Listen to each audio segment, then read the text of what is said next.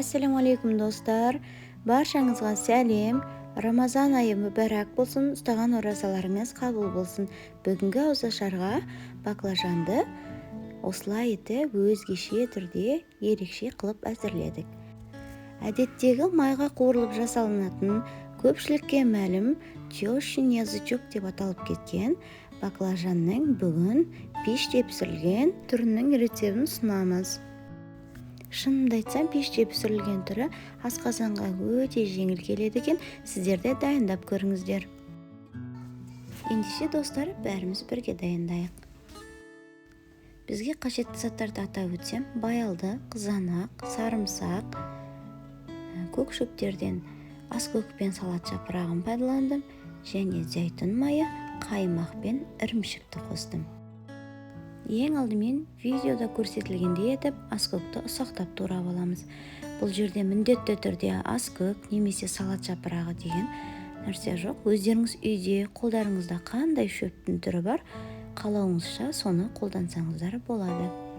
Кейіннен осылай етіп салат жапырағында ұсақтап турап алдым.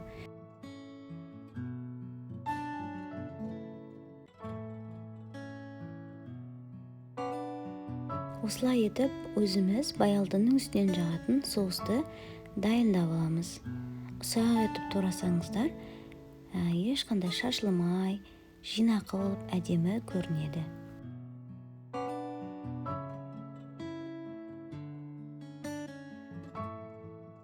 Кейіннен осылай етіп, үкіштің кішкентай көзінен 3 тісше сарымсақты өткізіп алдым.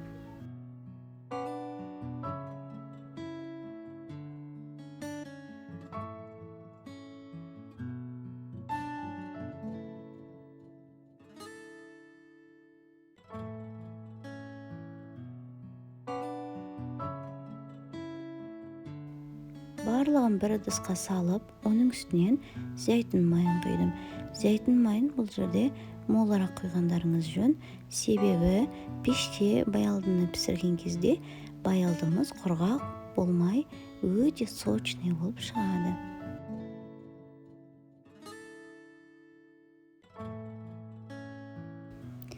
Оның үстінен аз ғана көз мөлшерімен тұзды салдым, кейіннен қара бұрышты салып, жақсылап араластырып алдым.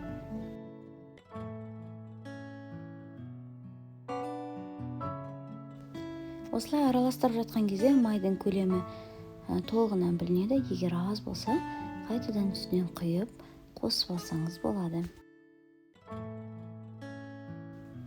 Кейіннен осылай дөңгелекшелеу етіп, қызанақтардың барлығын турап шықтым.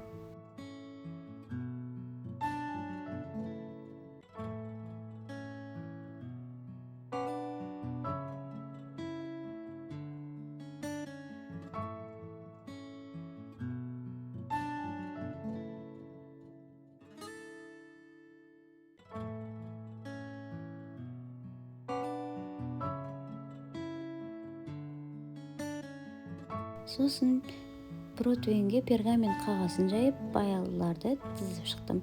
Менде бұл жерде қатырылған баялды, яғни жаз мезгілінде қатырып қойғам, соны пайдаланудамын. Егер сіздерде үйде свежий түрі болса, оны да қолдануға болады. Егерде құрғақ болады деп ойласаңыздар, баялдыны орналастырмас бұрын пергамент қағазды майлап алуға болады. Мен қатты майлы болған қаламадым, сол себепті майламай осылай құрғақ түрінде пісіре бердім. Оның өзінде де өте сочный болып, керемет болып шықты. Бізде үйде осы баялдыдан жасалынған тіске басарды жолдасым да, мен де, даже ұлым да сүйіп жейді. Кейде қуырылғаннан кейін қатты шөлдеп жатамыз, ал бұлай жасағаннан кейін мүлдем шөлдемедік десек те болады. Негізінен ауызашар кезінде, ораза кезінде таптырмайтын, өте жеңіл әрі тез дайындалатын тіске басар екен. Сіз де ауызашарға дайындап көріңіз. Барлығын тізіп орналастырып болған соң үстінен өзіміз дайындаған соусты осылай етіп жағып шықтым.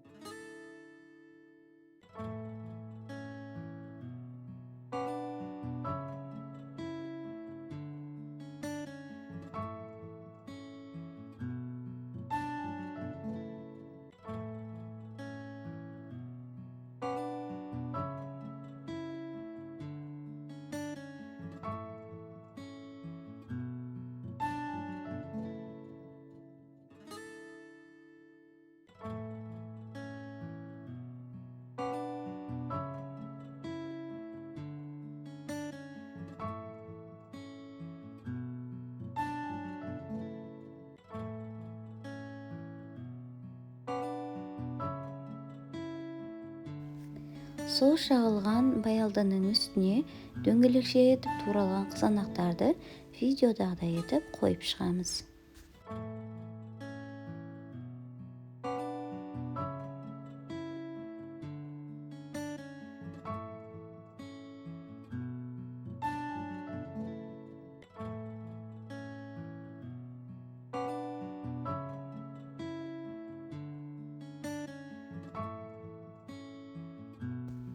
Одан кейін осы дайын болған баялды мен қызанақтың үстіне жарты шай қасық көлемінде қаймақты жағамыз.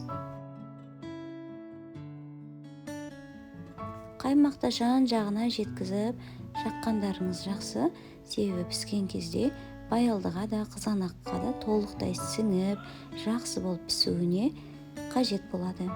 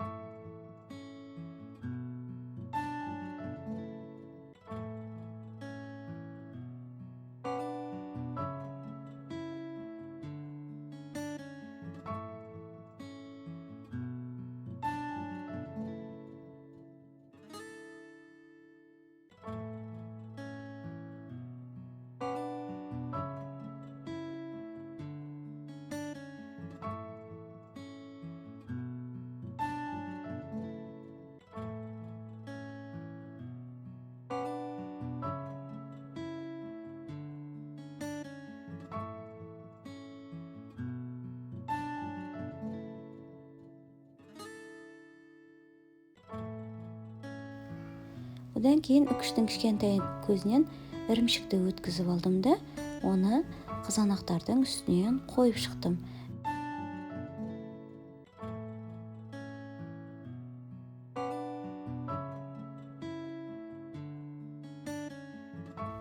Видеода салынғаннан ірімшікті аз қылсаңыздар да болады, немесе одан да көп қылсаңыздар да болады. Біздің үйде ірімшік ешқашан көп болмайды деген қағида бар. Яғни біз бір ірімшікті қатты сүйіп ұнатқандықтан молынан салып жегенді жақсы көреміз.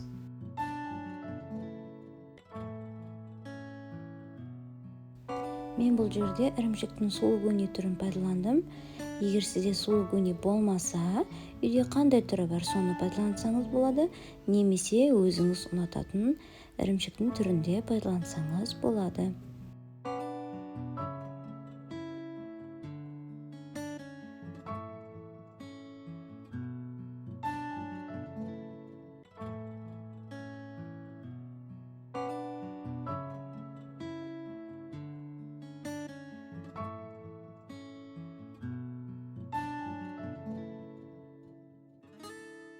Осындай ерекше тіске басарымызды қызып тұрған пеште 170 градуста 20-25 минутқа қойып пісіріп аламыз.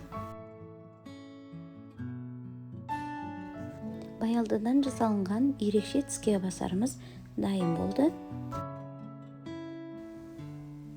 Баялдыны ыдысқа салмас бұрын салат жапырақтарын жуып тазалап алып, дастарханымызға әдемілік беру үшін және баялдыға қосып жеу үшін осылай етіп орналастырдым.